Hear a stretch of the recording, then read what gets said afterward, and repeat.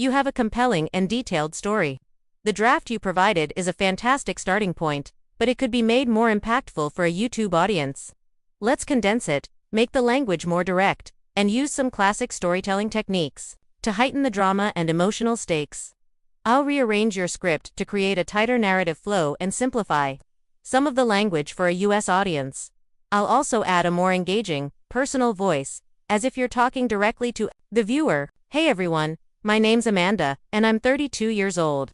5 years ago, I gave up a promising marketing career to move home and take care of my dad, Harold, after my mom passed away.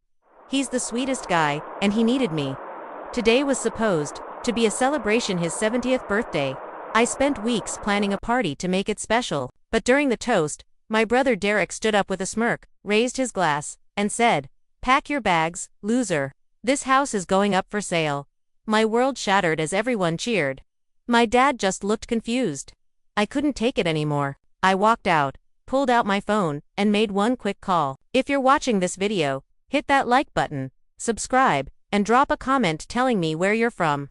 You're about to join me on a wild journey through some serious family drama. My family has always been complicated, but I never imagined it would come to this. My dad, Harold, was the rock of our family. He worked as a civil engineer for 40 years, building bridges across 3 states. My mom was his high school sweetheart, and when she passed away from breast cancer 6 years ago, a piece of him died with her. I was 27 at the time, living the perfect corporate life in Chicago. I had a great job, an apartment overlooking Lake Michigan, and a promising relationship. But everything changed with one phone call from my brother, Derek. My dad wasn't doing well, Derek said. He was forgetting to eat, barely leaving the house. Derek, the epitome of success on paper, a CFO who lived in a mansion and drove a luxury car, was too busy to help. My sister Lauren, who lives in Colorado, was the same. She barely called and always sided with Derek. They had their own lives, their own families. I was the only one without those ties, so the responsibility fell on me. I took a leave of absence, packed a bag, and moved back home. What was supposed to be a 3-month visit turned into a permanent move. My dad's grief had aged him, and I noticed small signs of cognitive decline. I knew he needed me, so I resigned from my job and broke up with my boyfriend. My mom's childhood home, a 4-bedroom colonial filled with memories, became my full-time responsibility. It was the place where my mom taught me to bake and my dad built us a treehouse. This wasn't just a house. It was a sanctuary. A couple of years later, Dad met Patricia, a nurse at his clinic. She was 50, divorced with no kids. They got married after only 6 months of dating. Derek and Lauren loved her. They saw her as a chance to wipe their hands of any responsibility. "See, Dad has Patricia now," Derek would say. "You can go back to your life." But I couldn't leave. Something about Patricia felt off. She'd talk about the value of the house, subtly hint that I was just a temporary caretaker, and meet with Derek in secret. I caught glimpses of real estate brochures. My relationships with Derek and Lauren became more strained as they criticized my every move from a distance. "You're wasting your potential," Derek would say. "You're hiding from real life." My dad's younger brother, my Uncle Walter, was my only ally. He lived 3 hours away but called twice a week, always defending me. "Your sister made a sacrifice you two were unwilling to make," he told them. I knew something was brewing. Patricia started acting differently when Dad wasn't around. She'd question my presence, making comments about how sad it must be for me to have no career or relationship. And then, Dad's memory started getting worse. I noticed she'd show the house to strangers when we were out. It was all so unsettling. I confided in Uncle Walter, who told me to keep my eyes open. He'd been diagnosed with prostate cancer and couldn't be here, but he had my back. He reminded me of my mom's will, which stated the house should stay in the family, with whoever cared for Dad. He said he'd make some legal calls. That gave me hope. I also started to notice Patricia going through Dad's medication bottles and adjusting dosages. He'd become more tired and confused. Then, one night, I found her in the kitchen transferring pills. She quickly hid them, but I checked his pill organizer the next day. The pharmacist identified one of the new pills as a strong sedative, not prescribed by his doctor. That's when it all clicked. Patricia was drugging my dad to make him more confused and easier to manipulate. I also found an old text message on my dad's phone between her and Derek from 3 years ago. Found a perfect mark, Derek had written. Widower, valuable property, daughter living with him might be an issue. They had targeted my dad. My dad didn't want to believe it, but I started gathering evidence. We worked with Uncle Walter and a lawyer, Michael, to get legal documents in place, including a power of attorney for me and Walter, and a healthcare proxy. We also installed small cameras in the common areas, which caught Patricia tampering with Dad's medications and slapping him when he questioned where some of his money had gone. I was waiting for the right moment to use this evidence, but Derek's birthday ambush forced my hand. The morning of the party was beautiful. My dad looked so handsome, and he seemed in good spirits, but he said Patricia had given him something to help him rest. As our family gathered, the tension was thick. Derek and Lauren showed up without their kids, and Patricia's so-called friend, a sharp-dressed man named Frank, arrived with a briefcase. The party went on, but something was off.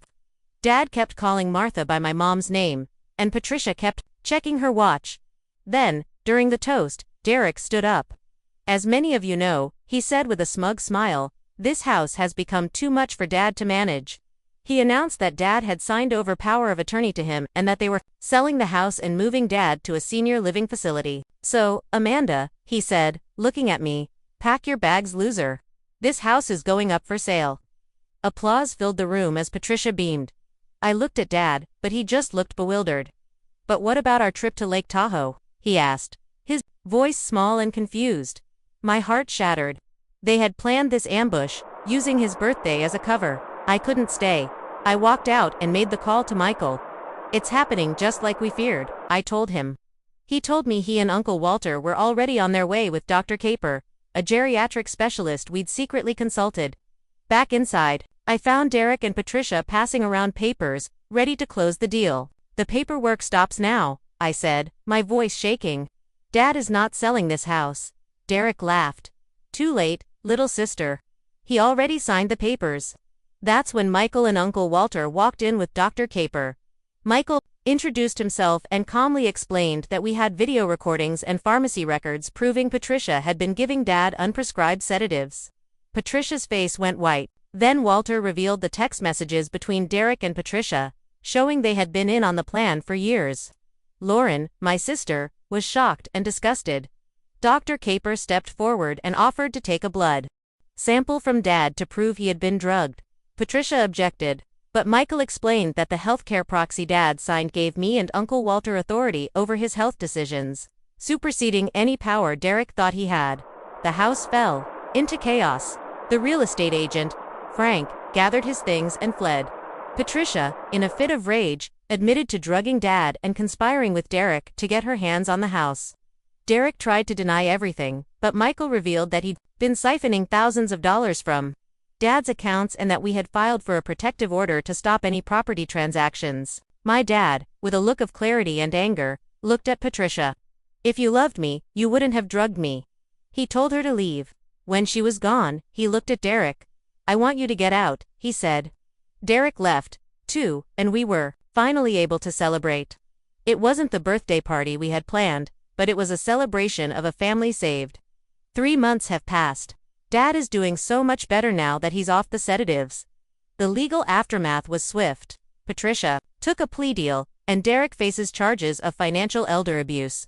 Lauren has been a constant presence in our lives, and we've reconnected. I've found a new balance, taking a remote job that allows me to care for Dad.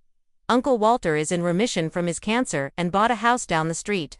My dad and I finally took that trip to Lake Tahoe. He told me stories about him and my mom that I'd never heard before. He told me she would be proud of me for saving our home. This experience taught me to trust my instincts, to ask difficult questions, and to stand up for what's right. It taught me that sometimes the most loving action isn't the easiest one. It's the one that faces difficult truths head-on. Dad always says that Mom believed homes had souls, and after all we've been through, I know he's right. Our home has one of the strongest souls around, and I'm grateful every day that we fought for it. Have you ever had to stand up against family members to protect someone you love? Share your story in the comments below. If this story resonated with you, please like, subscribe, and share it with someone who might need to hear that standing up for what's right is always worth it, even when it means standing against those who should be on your side. Thanks for listening.